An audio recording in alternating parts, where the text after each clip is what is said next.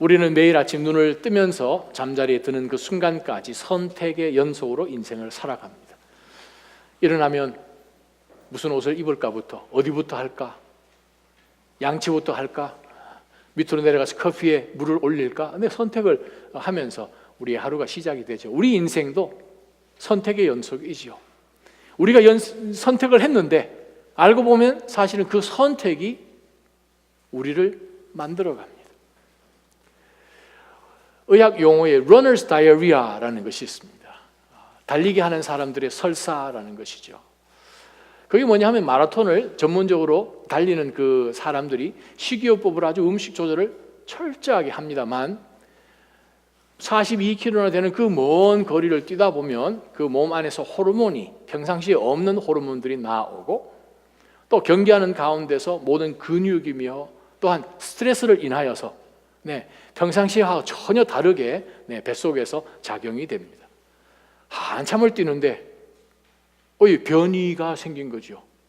화장실을 가고 싶어요. 작은 게 아니고 큰 거예요. 이거 어떻게 해야 됩니까? 그때에 모든 선수들은 두 가지의 선택을 합니다. 대부분의 선수들은 화장실로 갑니다. 2005년 런던 전 세계 여성 마라톤 대회에서 폴라 래드클리프라는 선수가 달리기를 하는데 한참을 뛰었어요. 전 세계 스타이고 전 세계 신기록 보유자인 바로 이 선수가 갑자기 복통이 와서 이 화장실을 찾아야 되는데 아무리 찾아봐도 화장실을 찾을 수가 없는 거예요. 어떻게 할까 고민을 하게 되죠. 이미 그 선수는 전 세계 유명한 선수다 보니 모든 방송국에서 그 선수가 뛰는 것을 지금 카메라로 찍고 있는 상황 가운데서 폴라 래드클리프 선수는 길 옆으로 뛰면서 주저앉아서 그 자리에서 쌉니다. 그리고 일어납니다. 그리고 마지막 경기를 뛰어서 전 세계 신기록을 세웠어요. 그 뒤에 뛰는 선수는 누군지 모르겠지만 전부 다 그 뒤를 뛰었겠습니까? 1등 했으니까. 10년 후에 2015년에 인터뷰를 했습니다. 인터뷰할 때 폴라 래드클리프라는 선수가 나는 그때 경기 이후로 단 한 번도 내가 한 행동에 대해서 선택에 대해서 후회한 적이 없다라고 얘기했습니다. 그 선수가 뛰면서 신뢰를 한 용변을 볼 수밖에 없는 것은 지금도 유튜브에 보면 나와 있습니다. 근데 여성이니까 부끄러울 것 같은데 그는 한 번도 그 시점을 생각해 보면서 낯을 붉혀본 적도 자신의 한 그 선택에 대해서 후회해 본 적이 없다고 이야기합니다. 우리가 어떤 것에 대해서 관심을 두고 열정을 두고 모든 힘을 쏟아서 하는 것은 사실상 우리가 누구인지를 보여주는 것입니다. 우리의 정체성이라고 할까요? 바로 그것은 어디에 있는가? 내가 어디에 초점을 두고 모든 관심을 두고 열정을 다하여서 그것을 추구하며 pursue해 나가는가? 바로 그것이 나의 선택이 바로 내가 어떤 사람으로 되는가를 인도하게 됩니다. 우리 기독교 역사 가운데서 특별히 장로교에 가장 지대한 영향을 미쳤을 뿐 아니라 현대 민주주의 정부에도 굉장한 지대한 정부 조직에 대해서 영향을 미친 목사이자 신학자가 있습니다. 존 칼빈이에요. 존 칼빈, 프랑스 사람이죠. 그는 정말 어려서부터 12살 때부터 아주 그냥 성경에 집중적으로 연구를 하는 그러한 인생으로 시작을 했다는 거예요. 그래서 그가 만 27세 때는 여러분이 아마 읽으신 분도 계실 텐데 기독교 강요, 그죠? 그 책을 이미 썼어요. 초안을 27살에. 그것은 지금까지 우리가 신학교에서 서적으로 쓰고 정말 중요한 기독교의 기초를, 개혁주의 신앙의 기초를 닦은 기독교 강요를 27세에 쓴 거예요. 정말 그가 남긴 그 업적은 정말 굉장하죠. 교회 안 다니는 사람도 존 칼빈 하면은 압니다. 칼빈 학교도 있잖아요. 대학교도 있잖아요. 돌아가실 때는 무일푼, 페닐레스, 정말 가난하게 아무것도 소유하지 않고 돌아가셨어요. 세상적인 관점으로 볼 땐 실패자 같은데 역사는 존 캘빈을 아주 굉장한 성공적으로 살았던, 많은 사람들의 영향을 주어서 변화를 시켜주었던 사람이라고 이야기합니다. 존 캘빈에게 몇 살 위 손위 형이 있었어요. 찰스 칼빈. 그 사람은 그렇게 남봉꾼일 수가 없었어요.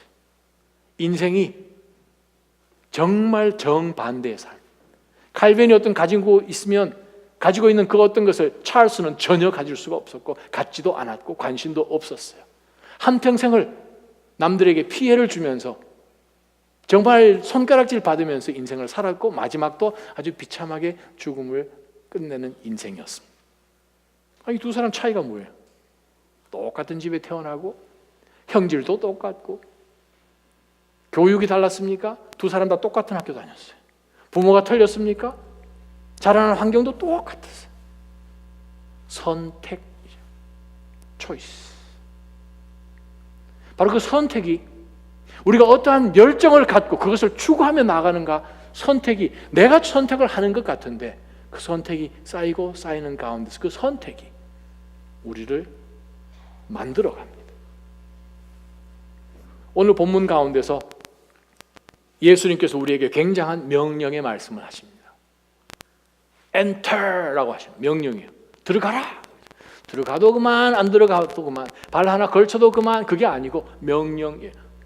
지난주에 예수님께서 황금률을 주시고 난 다음에 바로 명령으로 우리로 하여금 결단하게끔 오늘 본문의 말씀을 주십니다.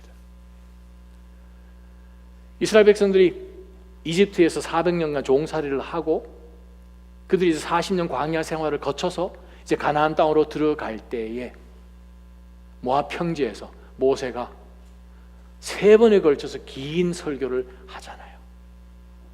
이스라엘 백성들이 어떻게 지나왔고 지금 어떻게 어떤 상태 속에 있고 이제 여러분들이 바라보고 있는 그 모압 평지를 건너서 요단강 건너편 보이는 바로 하나님께서 여러분들에게 500여 년 전에 이미 약속하셨던 그 약속의 땅으로 이제는 들어갈 때인데 들어가는 것만 문제가 되는 것이 아니라 그것이 다가 아니라 여러분이 선택해서 거기서 살아야 하는 게 문제입니다. 들어가는 게 문제가 아니라 어떻게 사느냐 하는 그것에 대해서 모세가 그들에게 선택을 요구합니다. 결단하라는 거예요. 자, 여러분에게 제가 하나님의 말씀 함께 읽었으면 좋겠는데 신명기 30장입니다. 신명기 30장 19절 20절. 오늘 내가 하늘과 땅을 증인으로 삼아 너희 앞에 생명과 죽음, 복과 저주를 두니 생명을 선택해 너희와 너희 자손들이 살고 너희 하나님 여호와를 사랑하고 그분의 음성에 귀 기울이며 그분을 단단히 붙들라. 여호와는 너희 생명이시다. 그분께서 너희 조상 아브라함, 이삭, 야고보에게 주시겠다고 맹세하신 그 땅에서 너희가 그렇게 살 것이다 이 말입니다. 모세가 이스라엘 백성들한테 요청한 것이 You choose today. 우리 앞에 선택이 있다는 거예요. 바로 옆에 모세의 설교를 잘 듣고 있던 군인이 한 사람이 있었죠. 모세가 나이가 들어서 이제 3번의 큰 설교를 하고 하나님이 부르셔서 죽었어요. 바로 옆에 있던 그 군인이 이제 이스라엘 백성들을 향한 리더십으로 하나님으로부터 다시 받아서 그 백성들을 이끌고 요단강을 건너고 10년 동안에 정복 전쟁을 하고 가나안 땅을 지파들로 다 나누어 주지요. 그들이 그곳에 한참을 그들이 살았습니다. 이제 세월이 많이 흘러서 여호수아도 이제 죽게 됐어요. 여호수아가 마지막 고별 설교로 죽기 전에 이스라엘 백성들 앞에서 또다시 하나님 앞에 저들에게 주는 그 메시지를 이렇게 전했습니다. 여호수아서 한번 찾아보실까요? 여호수아서 24장입니다. 24장 15절 말씀. 그러나 만약 너희 마음에 여호와를 섬기는 일이 내키지 않으면 그때는 너희 스스로 누구를 섬길 것인지 너희 조상들이 강 건너에서 섬겼던 신들이든 지금 너희가 살고 있는 이 땅의 아모리 사람들의 신들이든 오늘 선택하라. You choose. Make a choice. 근데 나와 내 집은 여호와를 섬기기로 선택할 것이다. 선택이에요. 우리 인생은 선택의 연속이에요. 그 선택을 지혜롭게 할 때는 그 선택이 우리를 점점 하나님께로 가까이 나아가게끔 인도합니다. 오늘 본문 가운데서 예수님이 우리에게 주시는 이 산상수훈 말씀, 특별히 오늘 본문 가운데 주신 이 말씀을 생각해 보면서 예수님이 우리 삶 가운데 들어오셔서 어떤 것을 결단하기를 원하실까? 세상도 너무 좋고 나의 커리어를 쫓아가고 이 세상이 와우 박수 칠 만한 그런 것을 내가 소유하면서 유명한 사람들이 되는 것도 좋고, 또 하나님 믿으면 영생을 준다고 하니까, 영원히 산다고 하니까 그게 뭔지는 잘 모르겠지만 한 다리는 그냥 예수님에게 좀 걸쳐놓고 하는 그러한 선택을 때로는 우리가 만족해하면서 사는 것은 아닌가. 과연 예수님께서 산상수훈 마태복음 5장, 6장, 7장을 주셨을 때 점점 뒤로 가면서 강하게 예수님은 우리를 밀어붙이십니다. 결단하라고. 예수님이 과연 원하시는 결단이 우리가 여기도 조금 고쳐주세요, 저기도 조금 고쳐주세요 하면서 퀵 픽스를 예수님이 해주시기를 과연 우리가 원한다면 그것은 하나님이 원하시는 초이스가 아니라는 거죠. 예전에 갑자기 눈이 조금 침침해서 제가 이건 눈 검사를 좀 했어요. 안경이 도수가 안 맞나 생각을 했어요. 그래서 안과를 갔어요. 눈이 좀 침침해서 왔다고. 어떻게 침침하냐? 이렇게 저렇게 침침하다고. 한번 보자고. 눈 안에 이제 눈 동공 확대하는 달레이션 하는 그 드랍을 해가지고 한참을 기다렸는데 의사가 제 눈을 이렇게 한참 봤어요. 보더니만 아이고 이건 내가 할 일이 아니요. 저는 안경하러 갔습니다. 눈이 침침했으니까. 근데 의사 선생님은 이건 안경이 문제가 아니고 당신 눈이 문제라는 거예요. 얼마나 심각합니까? 이거는 내 수준으로 하는 수준이 아니요. 그분도 ophthalmologist, 안과 의사예요. optician도 아니고. 당장 병원으로 가시오. 그 의사가 당장 병원으로 리퍼를 해줘서 바로 다음날 아침 9시에 수술하러 들어갔습니다. 저는 퀵 픽스를 원했다고 생각해요. 쉽게 고칠 줄 알았어요. 그렇게 하면 문제가 해결될 줄 알았어요. 근데 진짜 들여다보니 어떤 문제가 생겼습니까? 눈을 수술해야 될 판인 거예요. 대수술이죠. 예수님께서 오늘 주신 말씀, 우리를 하여금 선택할 때 이 선택도 하고 때로는 요 선택도 하고 그것이 아니라 하나님이 주시는 것은 무엇인가요? 진짜 우리 삶의 전체에 있어서 큰 변화를 일으키는 결단으로 하나님 앞에 나아오라고 말씀하십니다. 오늘 말씀 13절 말씀을 한번 보세요. 좁은 문으로 들어가라. 멸망으로 인도하는 문은 크고 그 길은 넓어서 그곳으로 들어가는 사람들이 많다는 거예요. 예수님이 말씀하시는 좁은 문으로 들어가라. 이스라엘에 가게 되면 좁은 문 교회가 있죠. 무조건 이 고개를 숙여야 되고 이렇게 해서 들어가죠. 왕같이 높은 귀족들이나 이런 사람들 말 위에서 말 탄 채로 절대 들어갈 수 없고 반드시 말에서 내려서 거의 기다시피 해야 들어가는 교회이죠. 좁은 문. 예루살렘에 문이 12개 있었잖아요. 좁은 문으로 들어가라. 왜 그런고? 멸망으로 인도하는 문은 크다는 거예요. 근데 예수님은 좁은 문으로 이야기를 하십니다. 초이스가 2개 있어요. 큰 문이 있고 좁은 문이 있어요.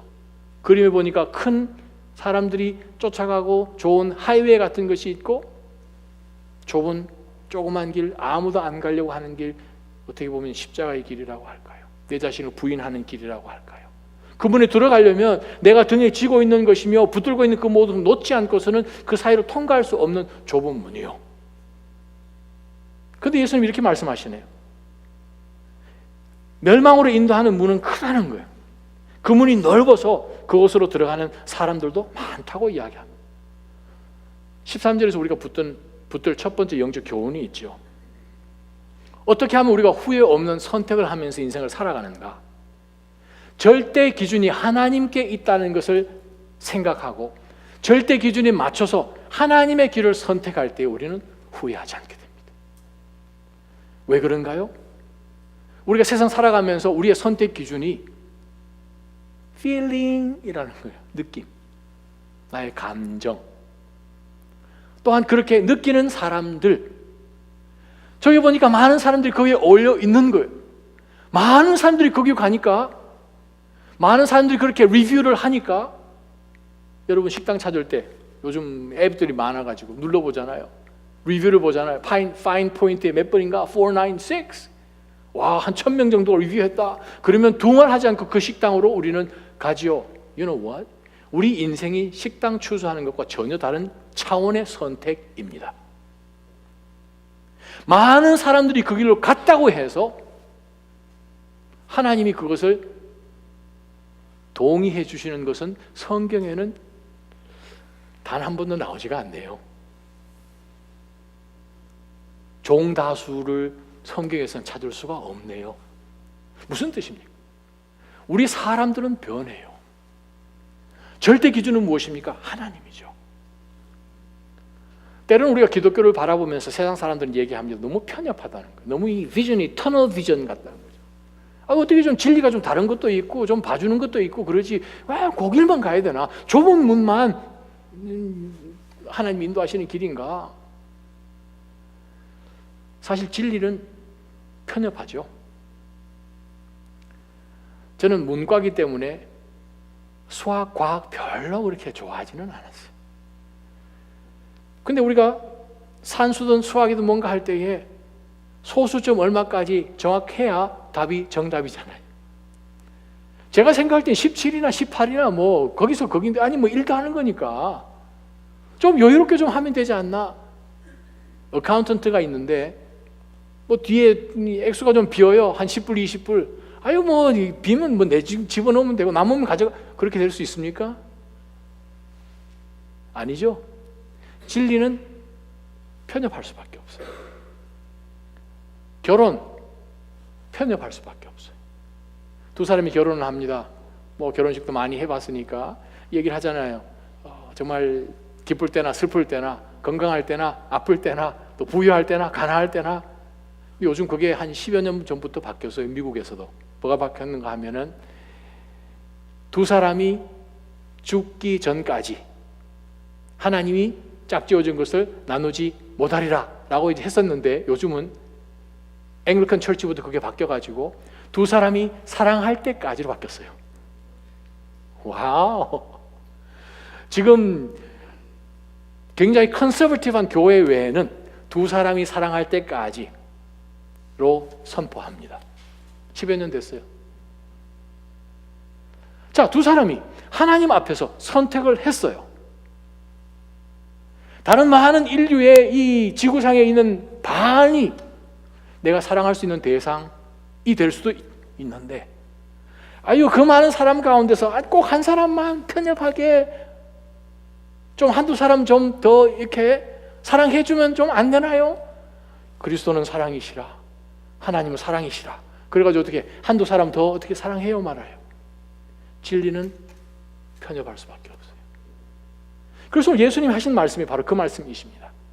많은 사람들이 그 길을 간다고 해서 그 길을 가서는 안 된다고 분명히 말씀하시는 것은 하나님의 절대 진리가 어디에 있느냐가 중요한 것이지 사람의 많고 적음에 있지 않음을 성경은 분명히 말씀하십니다.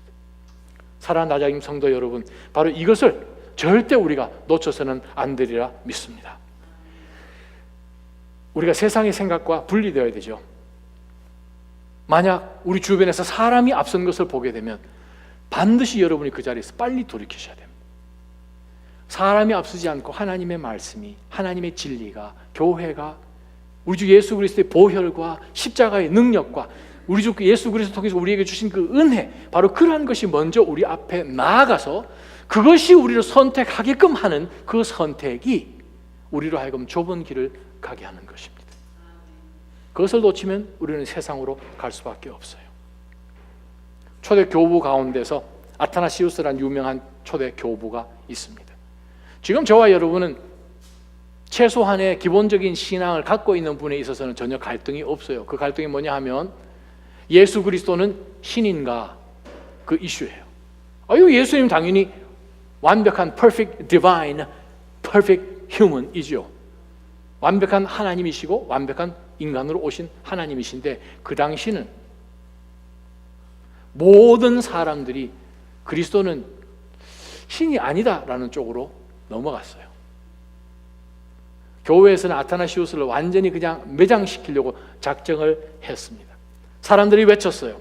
아타나시우스 포기해라. 온 세상이 당신이 주장하는 그리스도는 신이다라는 그것에 우리는 반대한다 했더니 아타나시우스가 그러면 나 아타나시우스가 온 세상에 대해서 한번 대결해 보겠습니다. 온 세상 대 한 사람. 그래요. 진리는 하나님의 진리는 하나님이 어프로하는 곳에 있는 거예요. 사람의 박수 소리가 아니라 하나님이 뭐라고 말씀하시니까 그것은 좁은 길이에요. 불편해요. 몸도 잘 움직이지도 못할 것 같아요. 그러다 보니 인기는 더더욱 없죠. 돌아보면 나 혼자 가는 것 같은 길이죠. 그런데 그 길에는 주님의 인도하심이 있습니다. 왜냐하면 그 길은 주님이 먼저 가신 길이고 주님이 함께 하시는 길이고 빛이 있는 길이죠. 그 하나님의 절대 진리의 말씀이 우리 삶 가운데 들어오죠. 빛으로 오시죠. 우리를 비추시죠. 비출 때 때로는 우리의 거짓이 드러납니다. 그러면 그 말씀 하나님이 선택하라. 우리의 악한 것들을 빛으로 비춰서 조명해서 드러나게 하실 때 주님은 우리로 하여금 회개하고 또 하나님 앞에 나오기를 선택하라고 말씀하십니다. 그런데 우리는 때로는 어떻게 해요? 너무 어두운 것이 좋은 거예요. 빛으로 인해서 드러나는 모든 하나님 앞에서 죄악된 것들을 사실 회개하고 치우고 정리하고 말갛게 소재를 해야 되는데 우리는 그 불을 끄려고 하지요. 진리의 빛을 끄죠. 계속 어두운 가운데 있으려고 하는 그 죄성이 우리 가운데 아직도 있다는 거예요. 바로 오늘 우리가 말씀을 들여다보면서 정말 우리가 믿음 안에서 말씀 가운데 절대 기준을 따라서 선택해 나가는 가운데서 그 선택들이 우리를 빛 가운데로 인도합니다. 바로 그것이 오늘 주님 주신 말씀이요. 좁은 문으로 들어가라. 멸망으로 인도하는 문은 크고 그 길은 넓어 그곳으로 들어가는 사람들이 많다는 거예요. 사람들에 따라가지 마시고 주님을 따라가시기를 주님의 이름으로 축원합니다. 두 번째 말씀이요. 14절 말씀 보세요. 그러나 생명으로 인도하는 문은 좁고 또 생명으로 인도하는 그 길은 험해서 그곳을 찾는 사람이 적다. 13절 말씀과 또 14절 말씀이 짝을 이뤄서 말씀하십니다. 우리가 왜 좁은 문으로 들어가야 되고 좁은 길로 가야 합니까? 두 번째부터 영적 교훈이 바로 그것이죠. 우리가 어떻게 우리 인생을 뒤돌아보면서 후회 없는 선택을 지금까지 해왔구나. 폴라 레드클래프처럼 10년이 지나도 내가 정말 달리기 할 때 어쩔 수 없는 그 상태 속에서 화장실을 만약에 갔더라면 나는 신기록을 세우지 못했을 거, 내 자신을 이기지 못했을 것이고 나를 바라보고 있는 많은 사람들 앞에 본을 보이지 못했을 거예요. 근데 그는 자기 자신을 이긴 거죠. 왜 안 부끄럽겠습니까? 그러나 나보다도 좁은 길로 가서 내가 도달해야 될 그 목적지가 있기 때문에 좁은 길로 간 거죠. 많은 선수들 화장실 갑니다.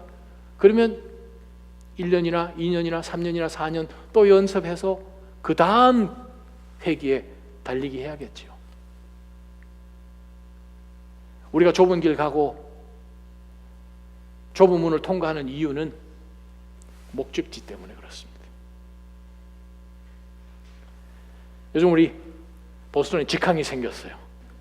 얼마나 좋아요. 이거 얼마나 갈지는 모르겠지만 예전에 제가 달라스 살 때 그때도 직항이 생겼다가 한 4년쯤 지나니까 사라지더라고요. 한진그룹 자녀가 거기서 학교를 다녔다나 뭐나 하여간 그래가지고 이것도 오래 갈 것 같지는 모르겠어요. 오래 있으면 참 좋겠는데. 자, 여러분 아침에 여러분 일찍 일어나서 오늘 비행기를 타고 한국 가셔야 돼요.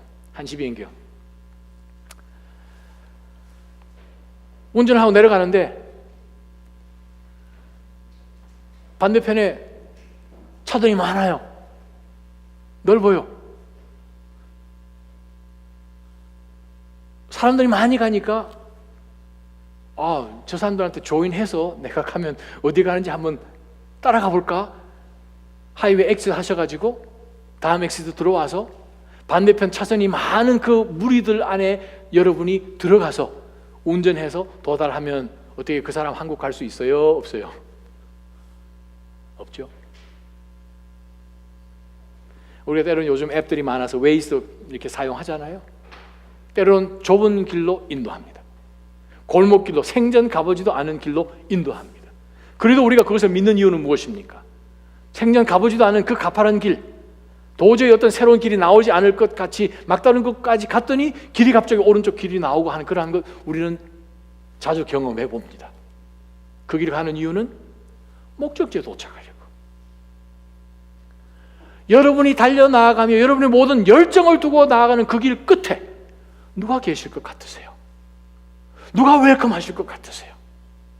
수많은 증인들이 서서 여러분에게 환호하듯이 히브리서 12장에 나온 말씀처럼 믿음의 선조들도 동일하게 그 좁은 길을 가서 그들이 우리를 맞이하려고 기다리는 그것이 여러분의 종착점입니까? 아니면 보니까 사람들도 많고 어깨동무하고 좀 도로 사정도 좀 좋고 편하고 가는데도 즐겁고 한국에서 운전해 보면 휴게소도 얼마나 많이 있어요. 요즘 보니까 이 경부선 하향선에는 어디 휴게소가 음식이 뭐가 좋고 상향선에는 무슨 음식이 어디가 좋고 보니까 이 지도가 많이 나와 있더라고요. 근데 만약에 우리가 가는 길이 중부고속도로도 아니고 경부서도 아니고 내가 가야 되는 곳 그것이 다른 길이라면 그곳에 아무리 많은 사람이 가는 것과 상관없이 내가 도착해야 되는 곳이 우리의 선택을 좌우하지요. 바로 그것을 주님이 말씀하십니다. 넓은 길로 가면, 많은 사람들이 가는 길로 가면 그곳은 멸망으로 인도된다고 말씀하시네요. 그런데 주님은 말씀하십니다. 그러나 좁은 문으로 들어가고 좁은 길로 갈 때는 비록 사람들이 작아도 그 길은 생명으로 인도한다고 말씀하시네요. 신명기 30장에서 모세가 한 이야기가 무엇입니까? 여호와 하나님이 너희 생명이라 말씀하시네요. 예수님이 말씀하십니다. 내가 곧 길이요 진리요 생명이니 나로 말미암지 않고는 아버지께로 갈 사람이 없다고 말씀하시네요. 좁은 길이 아닙니까? 주님 밖에는 아버지께로 인도하는 길이 없다고 말씀하시네요. 아버지께로 인도될 만한 그러한 능력의 이름 주신 이가 예수 그리스도 외에는 단 한 번도 없다고 사도행전 4장 12절에 말씀하시잖아요. 좁죠? 근데 그 길 끝에 예수님이 계십니다. 좁아도 그 길 가는 것이고요. 힘들어도 주변에 아무도 없고 나를 알아주지도 못하고 박수 쳐주지 못해도 그 길 가는 거예요. 요한복음 10장 9절 말씀입니다. 내가 문이다.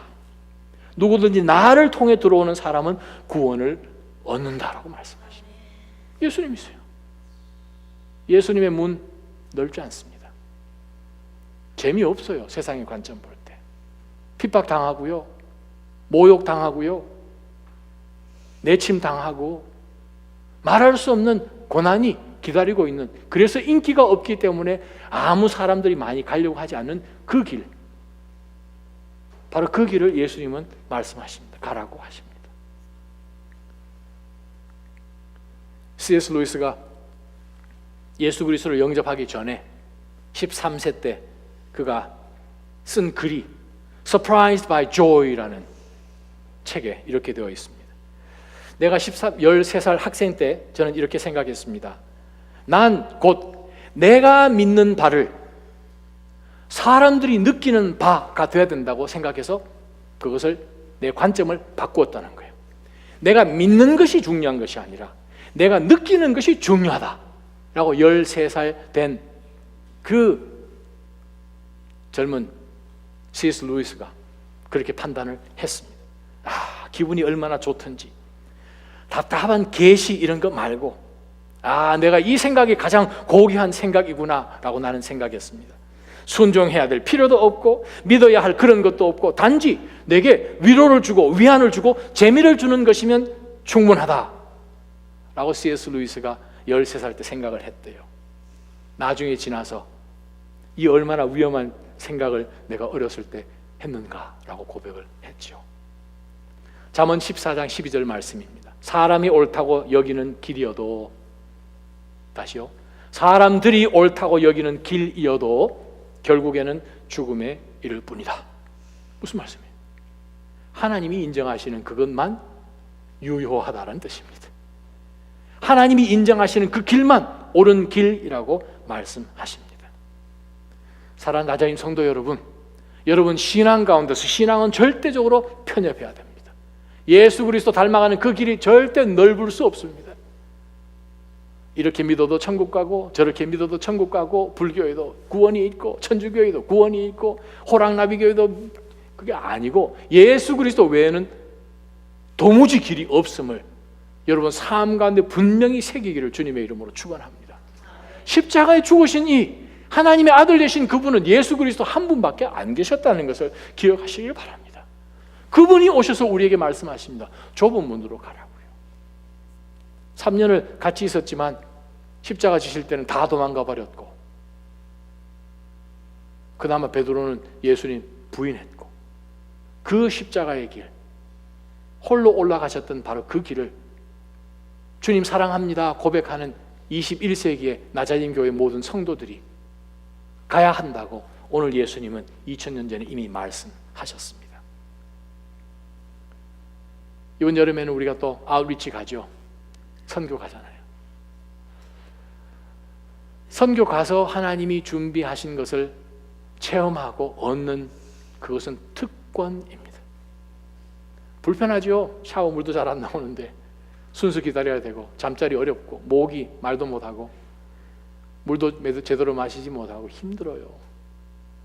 누가 좋고 멋있는 곳에서 모든 것이 인클루드 되어 있는 휴양지에서 휴가하는 것이 즐겁지 않다는 것 몰라서 그러나요? 그곳에 가면 얼마든지 즐거운 것 알아요. 그런데 우리는 많은 사람들이 가지 않고 좁은 길을 가는 거죠. 그래서 선택들이 있습니다. 선택하는 거예요.